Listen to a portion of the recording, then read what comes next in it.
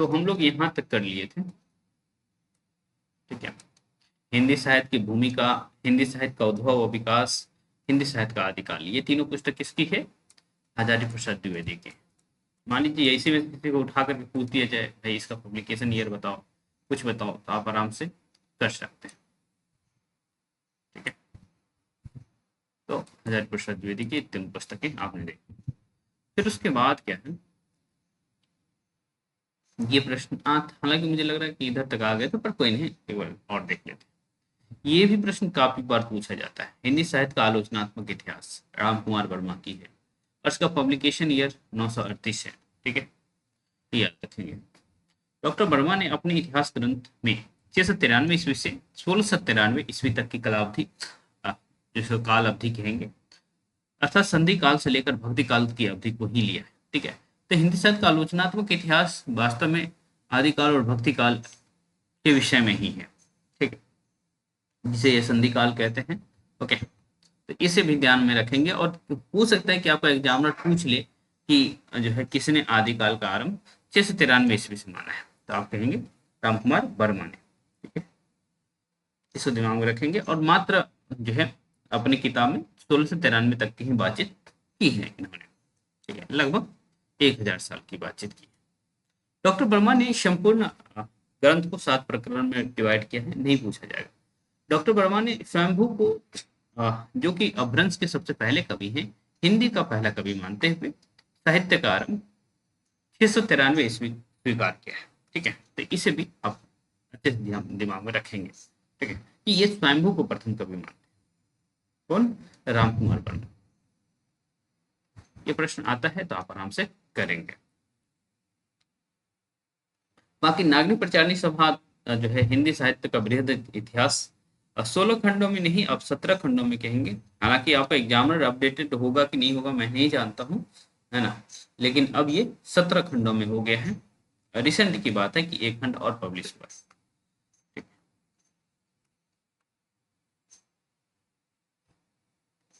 तो इसमें सारा नहीं देखना है, कुछ ही देखना है ना, खास करके हिंदी साहित्य की पीठिका, हिंदी विकास। तो हिंदी साहित्य की पीठिका डॉक्टर राजवली पांडे, हिंदी भाषा का विकास डॉक्टर धीरेन्द्र वर्मा, ठीक है, इसको दिमाग में रखेंगे आप। बाकी देखिए इधर और भी है, बस ये रीतिबद्ध डॉक्टर नगेंद्र का है, रीति मुक्त डॉक्टर भगीरथ मिश्र का है, बाकी जाने दीजिए।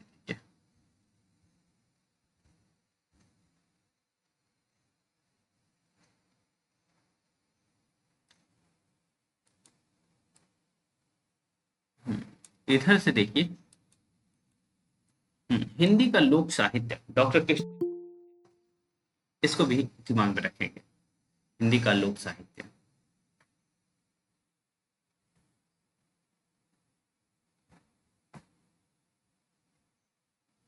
किरण आपको भी कोई दिक्कत तो नहीं है ना वीडियो देखने में या कुछ ऐसी बातें? नहीं सर, मैं तो अभी जस्ट ज्वाइन की हूँ, ये तो ठीक है, पहले ही आप लिंक भेजे हैं। हाँ हाँ ठीक है, बिल्कुल अभी अभी अभी बिल्कुल शुरू किया गया, कोई दिक्कत नहीं है ना, मतलब वीडियो रिकॉर्डेड फॉर्म में जब आप देख रही होती वहाँ कुछ तो दिक्कत नहीं है ना? नहीं सर, कोई दिक्कत नहीं है। ठीक है, ठीक है, चलिए।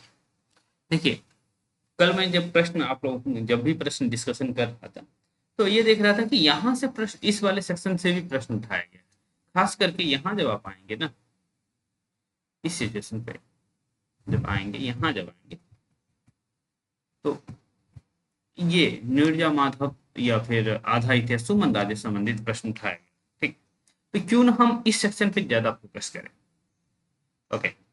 आपके एग्जामिनर के पास भी ये पुस्तक है, ये बात आप 100% श्योर रखिए, है ना। ये पुस्तक नहीं होगी ना, तो ये पुस्तक जिस आधार पर लिखा गया है वो पुस्तक होगी, कि भाई ये पुस्तक या तो रामचंद्र शुक्ल के इतिहास बेस्ड तो है ही, है ना, वो पुस्तक से बहुत कम चांस है कि आपका प्रश्न बनेगा।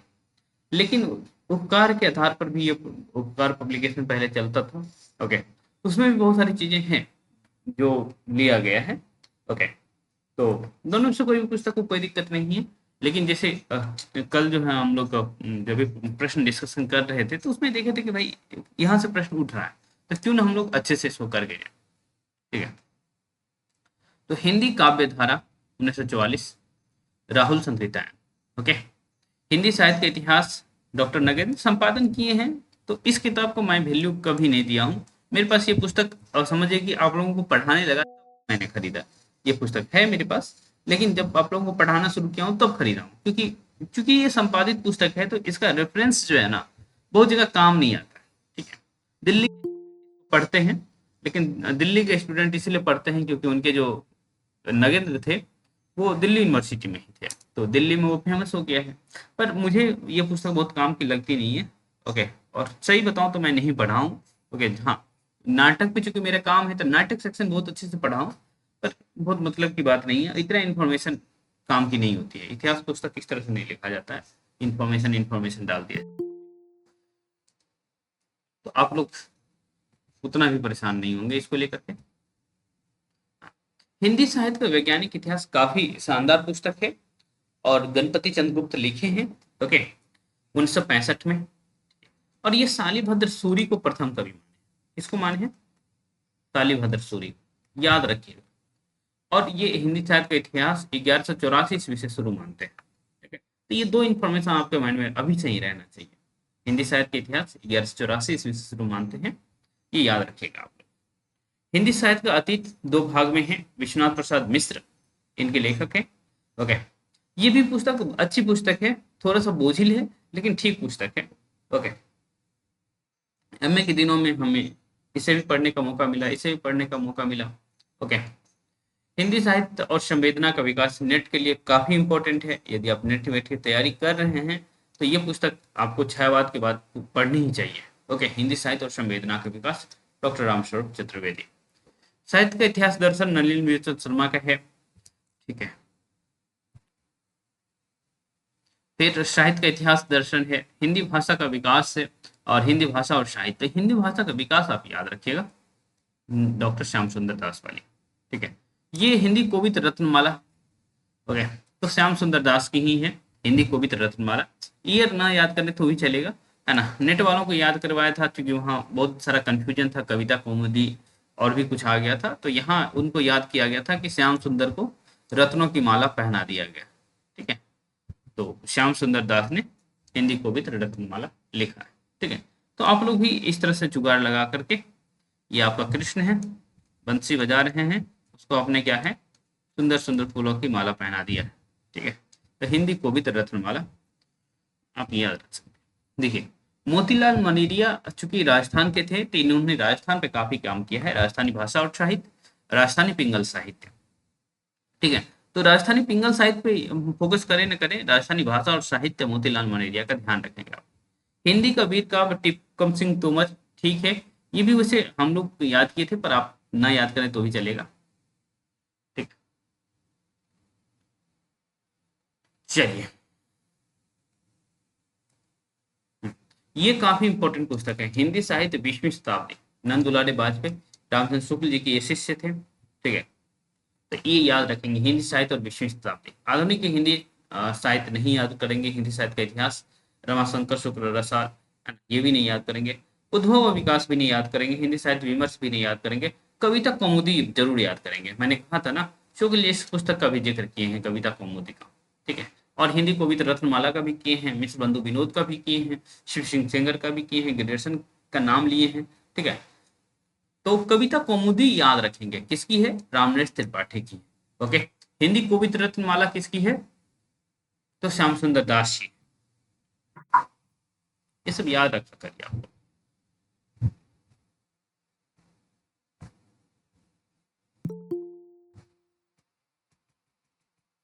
चलिए,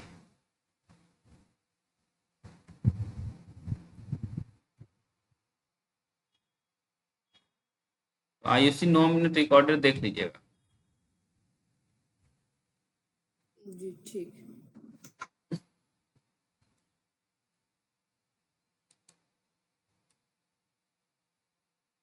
जाओगे डॉक्यूमेंट दे दो बेटा। म्यूट कर लीजिए, इसका म्यूट है, वंदना म्यूट करिए। चलिए, हिंदी साहित्य का विवेचनात्मक इतिहास नहीं याद करना है, आधुनिक हिंदी साहित्य का इतिहास नहीं याद करना है ना, मॉडर्न हिंदी लिटरेचर ये भी नहीं याद रखना है। अच्छा मुझे कोई बताएंगे हिस्ट्री ऑफ हिंदी लिटरेचर किसका है?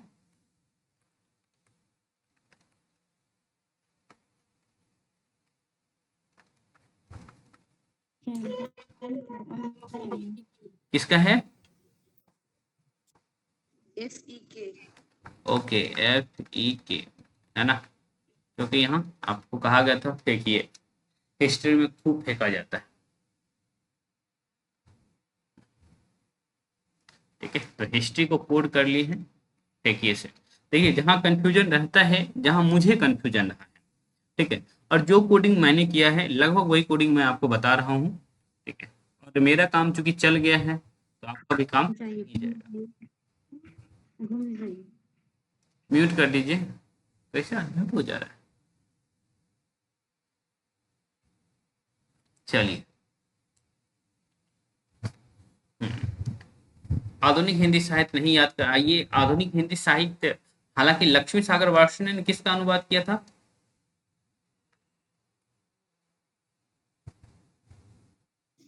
संघर्षण तो ताशी का है ना, कनेक्शन तो तो हिंदुस्तान इन हाँ, तो जब जैसे ही आपने ताशी कहा है ना, वैसे हमें समझ आ गया कि आप लोगों को कोड याद है। ठीक है, तो कोडिंग करना बहुत जरूरी है जीवन में। ठीक है, कोडिंग करने से जैसे कंप्यूटर फास्ट हो जाता है, वैसे इंसान का दिमाग भी फास्ट हो जाता है। ब्रज माधुरी सार का भी रामचंद्र शुक्ल ने जिक्र किया है अपने पुस्तक की भूमिका में, तो अभी इसकी भी बात, इसको भी याद रखेंगे। ब्रज माधुरी सार, वियोगी हरि। ठीक है, वहां कैसे याद करवाए थे? तो जो वियोग में हरि रहेंगे ना, है ना, तो ये जो है ब्रज, ब्रज में जो है राधिका भी, जितने गोपियां हैं वो भी वियोग में रहेंगी। ओके, तो ब्रज ब्रज की माधुरी भी वियोग में रहेंगी इधर, यदि हरि वियोग में रहेंगे तो। ठीक है, तो कुछ जुगाड़ लगाया गया था, तो वही जुगाड़ आपको बता दिया जा रहा है।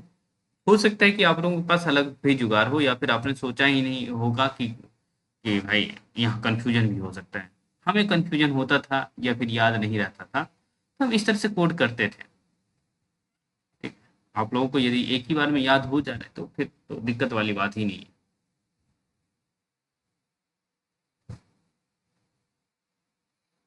यहाँ से आपका प्रश्न बनता है हिंदी साहित्य का दूसरा इतिहास, डॉक्टर बच्चन सिंह, बहुत अच्छे से याद कर लीजिएगा। ओके, हिंदी साहित्य का दूसरा इतिहास, हिंदी साहित्य का आधा इतिहास, सुमन राजे। ईयर सहित याद रखिएगा। 1986 में कौन सी पुस्तक पब्लिश हुई है हिंदी साहित्य संबंधित? हिंदी साहित्य का संवेदना का इतिहास। ठीक है, तो ऐसे ही 1996 में आप देख रहे हैं हिंदी साहित्य का दूसरा इतिहास है। हिंदी साहित्य का आधा इतिहास सुमन राजे 2003 में लिख रही हैं। ये पूछा गया था आपसे प्रश्न। हिंदी साहित्य का मौखिक इतिहास नीलाव की है। ओके, इसे भी आप याद रखेंगे। हिंदी साहित्य का ओझल नारी इतिहास नीरजा माधव का है। ठीक है, तो ये सब प्रश्न बनता है जिसे आप दिमाग में रखेंगे। ठीक है, काफी इंपॉर्टेंट है, इसे याद रखेंगे। ईयर सहित याद रखिएगा। नीरजा माधव BHU में इंग्लिश के प्रोफेसर है और लिखी है हिंदी साहित्य का ओझल नारी इतिहास। हिंदी साहित्य का मौखिक इतिहास नीलाव। नीलाव कौन है? तो उपेंद्र नाथ अस्क का लड़का है। ओके, चलिए, अब इस सेक्शन से भी प्रश्न बनता है आपका। ठीक है, हिंदी साहित्य काल विभाजन और नामकरण, किसी भी एग्जाम में प्रश्न बनता है, तो क्यों ना इसको बहुत अच्छे से कर लिया जाए। ठीक है, तो पहले इसको कर लेते हैं।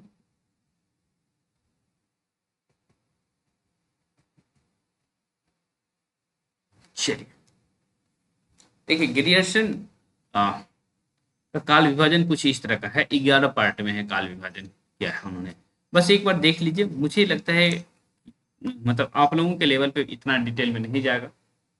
ओके, तो इसको देख लिया जाए। चारण काल से शुरू करते हैं। तो आदिकाल को किसने चारण काल कहा? ये प्रश्न आया था ना। जब ये प्रश्न आया था तो ऑब्वियस सी बात है, यहीं से वो क्लियर हो रहा है कि आदिकाल को चारण काल किसके द्वारा कहा जा रहा है? ग्रियर्सन के द्वारा कहा जा रहा है। 15वीं शताब्दी का धार्मिक पुनर्जागरण भक्ति काल की तरफ आ रहे हैं। जैसे कि प्रेम कविता, ब्रज का कृष्ण काव्य, फिर मुगल दरबार, फिर उसके बाद तुलसी। ठीक है, फिर रीति काव्य आ जाता है। रीति काव्य में देखिए, रीति काव्य के बाद जो है इन्होंने तुलसी की अन्य प्रवृत्ति डाला है। ठीक है, फिर 18वीं शताब्दी, फिर कंपनी के शासन में हिंदुस्तान और महारानी विक्टोरिया के शासन में हिंदुस्तान। ठीक है, हम जब नेट का एग्जाम दे रहे थे तो हमारे समय में एक प्रश्न आया था, ओके, कि किसने काल विभाजन करते हुए एक काल का नाम ब्रज का कृष्ण काव्य दिया था। ठीक, यही प्रश्न था, तो हम लोग आराम से गेस कर पाए। ओके, क्योंकि हम लोग पढ़ रखे थे, तो आप लोग भी देख रखे हैं कि भाई ब्रज का कृष्ण काव्य कौन कह रहा है। ओके, तो कृष्ण भक्ति जो शाखा शुक्ल जी के यहाँ मौजूद है वो यही है, कृष्ण ब्रज का कृष्ण काव्य। ओके, या कृष्ण संप्रदाय। ऐसा ही जैसे कि प्रेम कविता है, तो जैसे के विषय में बातचीत हो रही है और जैसे कि प्रेम कविता बातचीत होगी तो ऑब्वियस सी बात है ये सूफी काल को रिप्रेजेंट करेगा। ओके, 15वीं शताब्दी का धार्मिक पुनर्जागरण कहेगा तो ऑब्वियस सी बात है ये कबीर के संत काव्य को रिप्रेजेंट करेगा। मुगल दरबार, तुलसी, ये सब जो रिप्रेजेंट करेगा है ना, भक्ति काल में राम भक्ति शाखा को रिप्रेजेंट करेगा। उसके बाद आप देख रहे हैं रीति काव्य देख रहे हैं, फिर तुलसीदास के अन्य प्रवृत्ति, फिर उसके बाद 18वीं शताब्दी और इधर आधुनिक काल की तरफ चीजें आ जाती है। ठीक है, चलिए देखिए, ग्रेडर्सन ने हिंदी साहित्य का आरंभिक काल को चारण काल कहा है, काफी इंपॉर्टेंट है, इसे याद रखेंगे।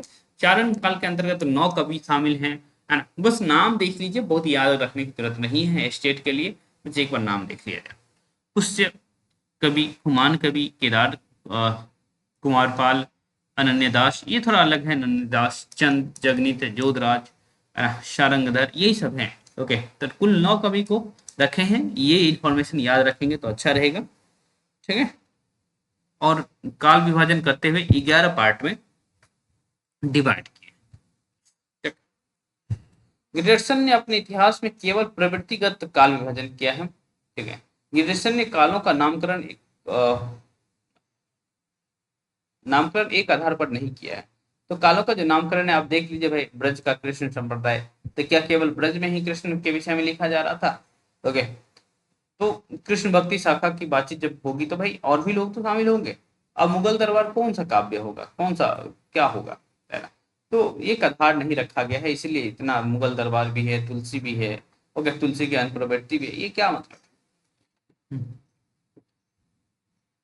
मिश्र बंधुओं का काल विभाजन कुछ ऐसा है ना, आपसे पूछा जाता है कि किसने, या तो लिखा रहेगा आरंभिक काल, आदिकाल को किसने आरंभिक काल कहा या प्रारंभिक काल कहा, दोनों में से कुछ भी रहेगा तो आप मिश्र बंधु ही लगाएंगे। ठीक है, और देखिए ये माध्यमिक काल के में 2 पार्ट है, जो मध्य काल है वही माध्यमिक काल है, उत्तर और पूर्व, है ना। तो पूर्व माध्यमिक काल को आप लोग क्या कहेंगे? पूर्व माध्यमिक काल भक्ति काल हो गया, और प्रौढ़ माध्यमिक काल जो है ना, यहाँ भी 2 पार्ट कर लिया है इन्होंने, पूर्व माध्यमिक काल और प्रौढ़ माध्यमिक काल। ओके, तो वही सगुन वालों को इन्होंने पूर्व माध्यमिक काल मान लिया, उसके बाद जो है प्रौढ़ माध्यमिक काल में जो कृष्ण भक्ति शाखा, राम भक्ति शाखा है, खास करके राम भक्ति शाखा है, उसका कहीं ना कहीं इसमें ये जिक्र करते हैं। अलंकृत काल में भी पूर्व अलंकृत, और तो आपसे पूछ लिया जाता है कि रीति काल को किसने अलंकृत काल, ये प्रश्न आता है ना, तो मिश्र बंधुओं ने अलंकृत काल कहा है। श्रृंगार काल किसने कहा है? रामचंद्र रसाल जी। ठीक है, रसाल ने नहीं, श्रृंगार काल विश्वनाथ प्रसाद मिश्र ने। प्रसाद मिश्र जी का। हाँ, तो ये सब याद रखें, और फिर आधुनिक काल को इन्होंने परिवर्तन के रूप में बताया। ठीक है, तो मिश्र बंधु अलंकृत काल कहते हैं। ओके, इसको दिमाग में रखिएगा। और मैंने कहा है कि आप लोगों को जितना टेस्ट हमने लिया है, खास करके बीपीएससी टीआरई 4 के लिए 180 के आसपास टेस्ट, वो सभी आप टेस्ट कर जाएंगे ना, तो भी आपका स्टेट निकल जाएगा, यदि वो उतना भी कर लेते हैं आप तो। ठीक है, तो मैं किसी दिन ग्रुप में भेज दूंगा और आप कर लीजिएगा, बस उसमें केवल हिंदी छांट के कर लीजिएगा। शुरुआत में जीएस है, बाद में हिंदी है, तो हिंदी वाले सेक्शन कर लीजिएगा आप लोग अच्छे से।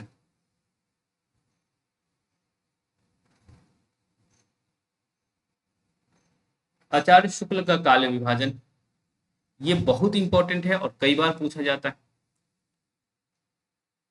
आचार्य शुक्ल का काल, ठीक है। तो ये देखिए, आदिकाल को वीरगाथा काल कहा है इन्होंने। आदिकाल को आदिकाल यदि पूछते कौन कहा है तो आप कहेंगे हजारी प्रसाद द्विवेदी। वीरगाथा काल किसने कहा है तो आप कहेंगे रामचंद्र शुक्ल। ये पूछा गया था कि किसने अपने इतिहास का शुरुआत 1050 संवत से मानते हैं तो आप कहेंगे रामचंद्र शुक्ल, है ना। आदिकाल का जो टाइम पीरियड है 1050 से 1375। पूर्व मध्य काल का जो टाइम पीरियड है जिसे इन्होंने भक्ति काल कहा है 1375 से 1700।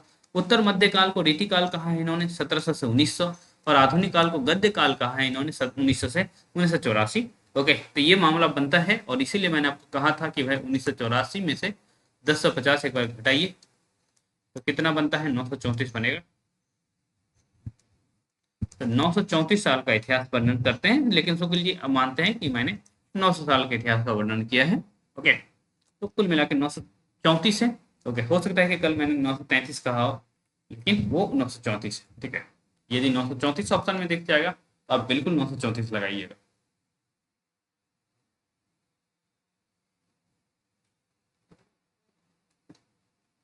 वीरगाथा काल का टाइम पीरियड 1050 से 1375 माना है।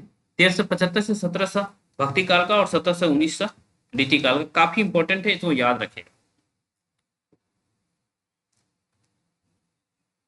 देखिए, राम कुमार वर्मा संधि काल का टाइम पीरियड संवत 750 मानते हैं। संवत 750 का मतलब है 693 ईस्वी, ठीक है। तो या तो आपके पास 693 ईस्वी दिखेगा या फिर संवत 750 दिखेगा, तो आप आराम से हो जाएंगे क्लियर, है ना। क्योंकि ईस्वी में 57 ऐड करेंगे तो 7 3 10, 9 5 14 1 15 और 6 1 7, 750 आ जा रहा है। तो संवत 750 या फिर 693 ईस्वी आ जाए तो आप क्या कहेंगे, संधि काल का जो टाइम पीरियड है राम कुमार वर्मा कहाँ से शुरू मानते हैं, 693 ईस्वी से मानते हैं, ठीक है।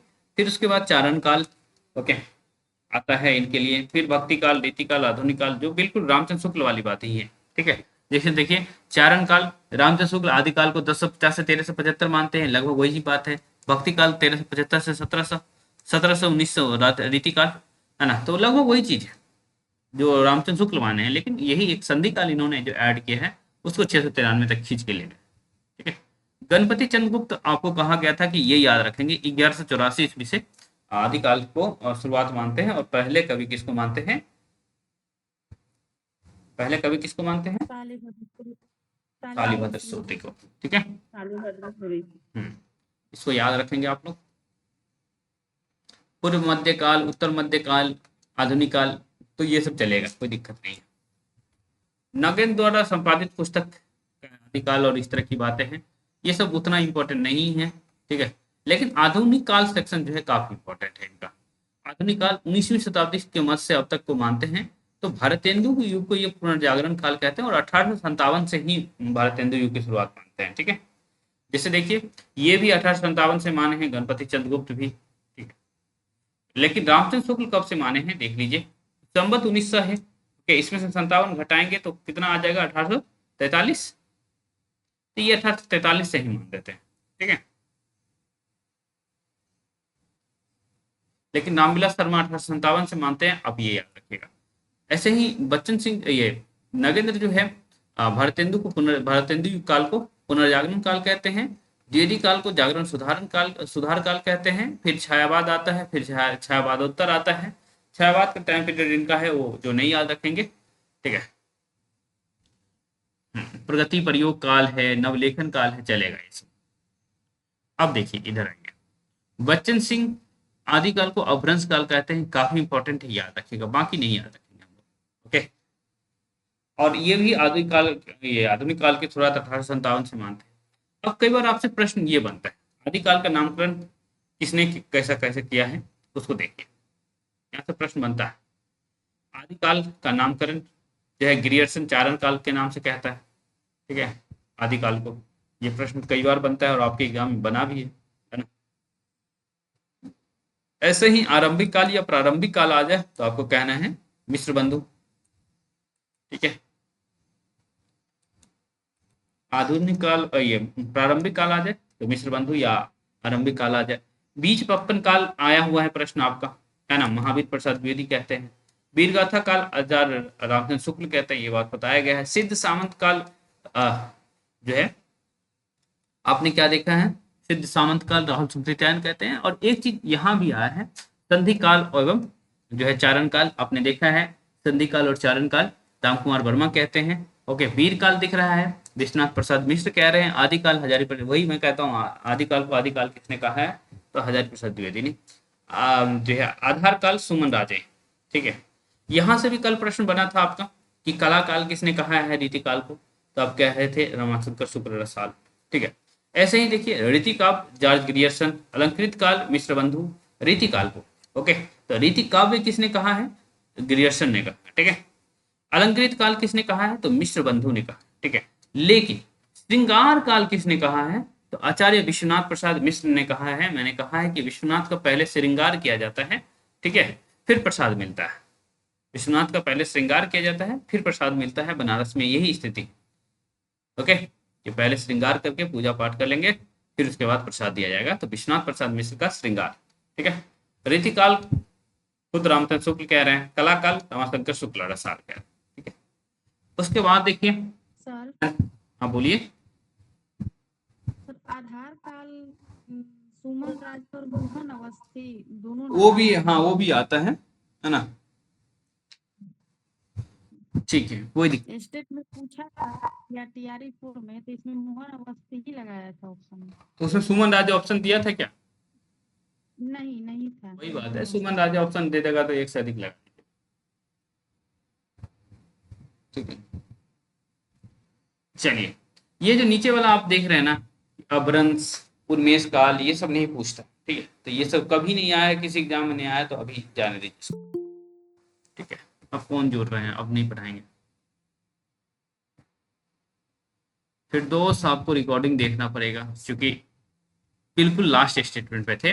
ओके, आपको देखिए रीतिकाल और चारण का ये आदिकाल वाला सेक्शन से काफी प्रश्न बनता है, तो अच्छे से याद रख लीजिएगा। और मैंने आपको जुगाड़ बता दिया कैसे याद रखना है, ठीक है।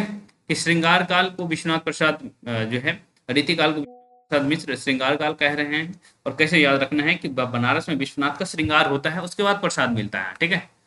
तो श्रृंगार विश्वनाथ प्रसाद मिश्र आप ऐड कर लेंगे, ठीक है। मिश्र बंधु दो ही में कंफ्यूजन होता है, अलंकृत काल में और श्रृंगार काल में, ठीक है। तो मिश्र बंधु अलंकृत काल कहते हैं, और श्रृंगार काल जो है विश्वनाथ प्रसाद मिश्र कहते हैं। ओके, रीतिकाल को रीतिकाल कुल शुक्ल जी कहते हैं, है ना। और फिर उसके बाद रीति काव्य आपको ग्रियर्सन ने देखा आपने, ठीक है। ये सब याद रखिएगा। अच्छा, चारण काल आदिकाल को किसने कहा है, प्रारंभिक काल मिश्र बंधुओं ने कहा है।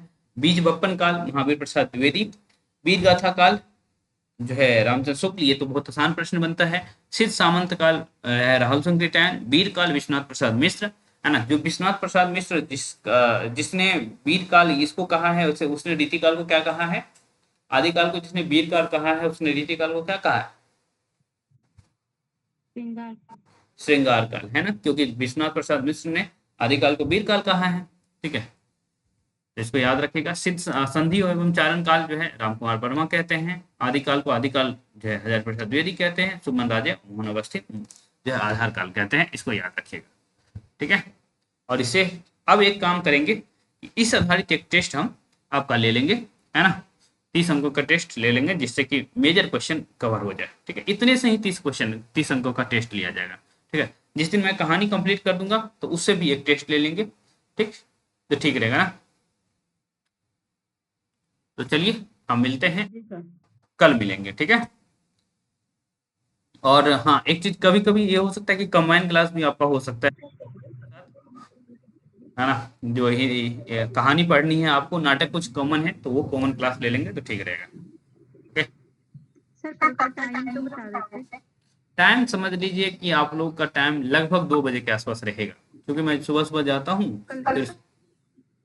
अच्छा, कल वैसे छुट्टी रहेगी ना नेट वाले में और इधर, ओके। तो हो सकता है कि कल हम हाँ, अच्छा नेट वाले मॉर्निंग में तो नहीं, यही होगा कि एक दोपहर में एक रात में ऐसे होगा। हाँ, ऐसे कर लीजिए। और कल जो है कॉमन चीज जो नहीं है नेट और इसमें, वो पढ़ेंगे हम लोग। तो निबंध में देख रहा हूँ कि कॉमन नहीं है, तो निबंध का कुछ सेक्शन पढ़ेंगे, ठीक है। सर मर्ज भी कर दीजिए क्लास, कोई दिक्कत नहीं है, हो जाएगा सर सिलेबस कवर। हाँ वही कह रहा हूँ कि ऑब्वियस सी बात है, जो सेक्शन कॉमन है उसको मर्ज किया जाएगा, जो सेक्शन जो है कॉमन नहीं है उसको मर्ज नहीं किया जाएगा। सर जो भी आप टेस्ट लोगे ना, जैसे आज के टॉपिक का तो मैं बस ऑफिस में ऐसे ही सुन ली, उसका ना कुछ देर पहले से लिंक मतलब कोई नोट छोड़ देना कि कुछ रिवाइज कर ले, पूछ ले थोड़ा यही सा। यही यही जैसे रहेगा टेस्ट में, जो कल और आज पढ़े हैं हम लोग वही रहेगा, ठीक है। कल का तो मुझे नहीं पता, तो मतलब जाके आज का पढ़िए, जो इसका, है ना। तो कल जैसे जो सर वो टीआरई वाले ग्रुप में आप डालते हैं ना, हमारा भी कोई टेस्ट का कोई छोटा वीडियो या कोई नोट डाल दीजिएगा, तो फिर उसको देख के ज्यादा याद रहेगा। चलिए ठीक है, ठीक है, ओके, ठीक थैंक यू। ठीक।